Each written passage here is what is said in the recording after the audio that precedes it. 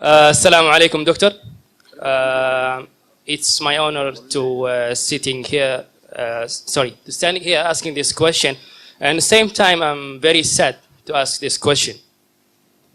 If the Quran is a book of the guidance, and the Islam is a religion of the knowledge and all this, then why we are Muslim as a nation, as a majority, we are standing in the back among the nations?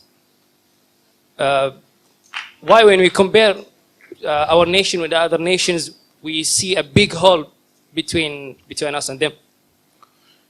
The brother asked a very good question, very important question, very relevant question.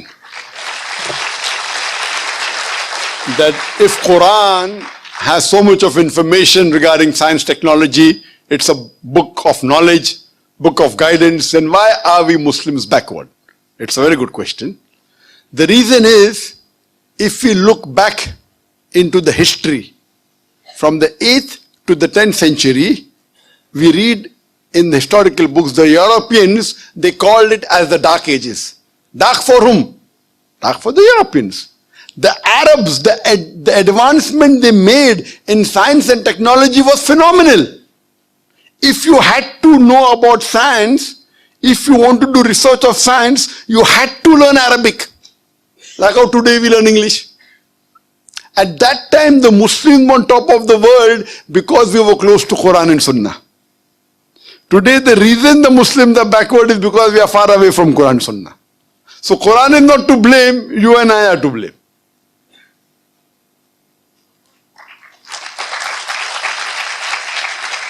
If you read in the books of history and books of science, I said in my lecture, Ibn Nafis, 600 years after the Quran was revealed, was the first to describe the blood circulation. In a textbook, we know about William Harvey, we don't know about Ibn Nafis. So two reasons there. Number one, Muslims have gone away from Quran and Sunnah. Number two, media. Media also plays a big role in it. In our textbook, in my school, I never heard about Ibn Nafis. After when I did research, I came to know. In my textbook was mentioned William Harvey. The first person who drew the world map of the world was Al-Idrusi. In 1154, he was a Muslim.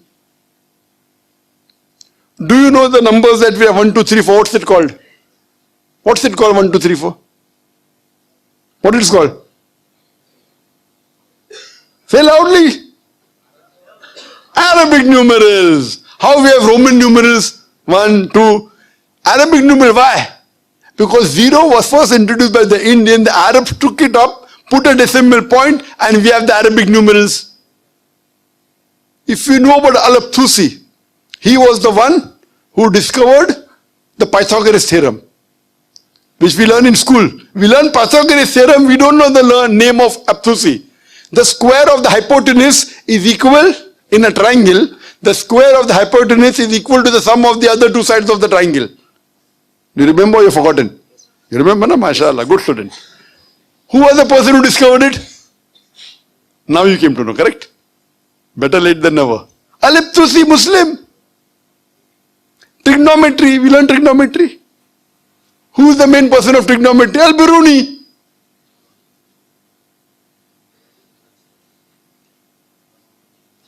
We learn chemistry. Who's the father of chemistry? We know Geber. It's not Geber, it is Jabir ibn Hayyan. They want to, change the name, westernize it, Geber. So Geber looks like a westerner, sounds like a westerner, correct? It is Jabir ibn Hayyan. He is the father of chemistry, wrote more than 200 pages, 2000 pages. He was the first who distilled alcohol. Alcohol comes from the Arabic word al-gul. Alcohol is Arabic, al-gul meaning evil spirit. He distilled it. How many people know about Al-Kindi? At the time when Newton, who's the biggest scientist in the world history, Newton said all laws are absolute. Al-Kindi said no, all laws are not absolute, they are relative. Later on, Albert Einstein came. All have heard about Einstein. How many of us have heard about Al-Kindi? The two brothers, Muhammad Ahmad and Hassan Shakir, they told the area of the earth from an angle at the Red Sea. At a time when we didn't even was sure whether the earth was spherical or not. At that time they told the area of the earth which was quite accurate. If you read about Ali ibn Abbas, he wrote 2,000 pages on medicine. If you know about Ali ibn Sina, Avicenna sounds like a Western name. It's Ali ibn Sina, Aristotle of the East. You can keep on giving examples. Muslims were on top of the world because we were close to Quran and Sunnah. Today, we are far away from the Quran and Sunnah. That time, if you wanted to get advanced in science and technology, it was compulsory you learnt Arabic. Arabic was the language on top of the world. Today, where is it? Who's to blame? We are to blame. So my request to all the Muslim brothers and sisters, you go back to the Quran. Study the Quran. Quran is the most positive book in the world. It's a proclamation to humanity. It's a fountain of mercy and wisdom. It's a warning to the heedless. It's a guide to the erring. It's an assurance to those in doubt. It's a solace to the suffering and a hope to those in despair. You can get all these benefits only if you read the Quran with understanding. If you don't know Arabic, read the translation of the Quran in the language you understand the best. Implement it, inshallah, it will be a guidance for you for your full life and you'll see your life change. Hope that answers the question.